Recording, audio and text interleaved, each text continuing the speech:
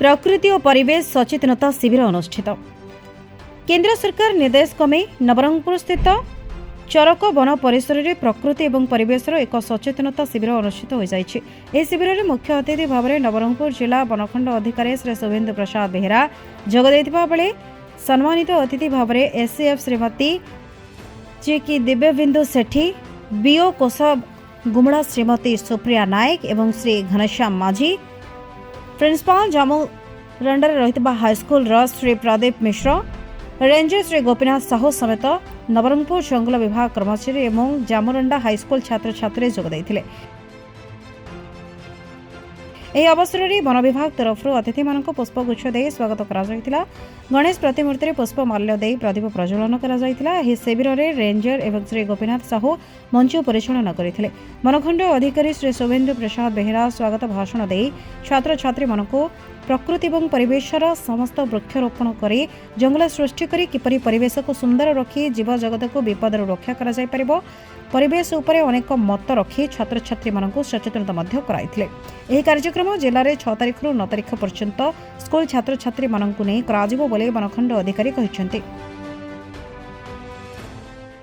Nature camp प्रकृति शिविर आज नवरंगपुर जिले में अनुष्ठित होची।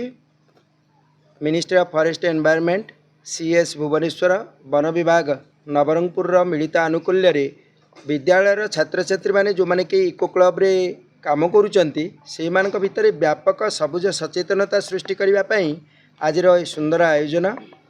गछ हूँ आज्ञा जीवन महात्मा वृक्ष रक्षक जो माने महात्मा हृदयवान मनीष से माने वृक्षर जत्न नियंती वृक्ष लगाती।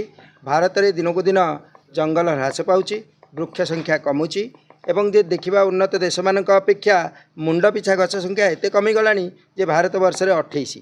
तेणु आपको जदि 100 करा न जाए यही 10 वर्ष भितर हुए तो आम आम सभ्यता संस्कृति को भारत वर्ष में जीवन रक्षा करने असंभव हो पड़ो। आम हाथ में ऑक्सीजन पाउच नहीं कि हुए तो जावाक पड़ो, ऑक्सीजन सिलिंडर धरिकी बुलवाक पड़ो, पानी पाउच पानी बटल धरिकी बुलिला भली एभली स्थिति आसवा पूर्व भविष्यतर नागरिक छात्र छात्री भितर केमिति अधिकरू अधिक सचेतनता सृष्टि करा जाई परिबो। से माने गछ लगेबे, गछर जत्न नेबे, अनुमान को अनुप्रेरित करेंगे।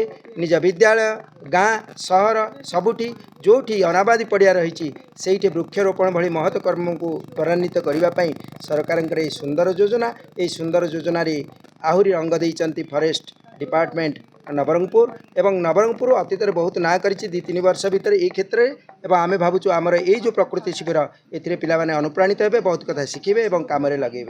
सेंटर फॉर स्टडी अनुकूल एक्चुअली जिले में गोटे सचेतनता वार्ता देवा चाहूँ। प्रकृतिर संरक्षण हेल्ले कौन कौन सुविधा हम जो नवरंगपुर जिला जो जंगल अवक्षय होती रेस्टोर कर से पिला जरिए आम जो इको क्लब अच्छी स्कूल प्रथम आम जामुंडा हाईस्कूल नहीं आम सरस्वती शिशु विद्या मंदिर नवरंगपुर नबू यही प्रक्रिया जारी रही। तेणु आम गोटे सचेतनता वार्ता सृष्टि प्रकृति संरक्षण समस्ते कम करेंगे।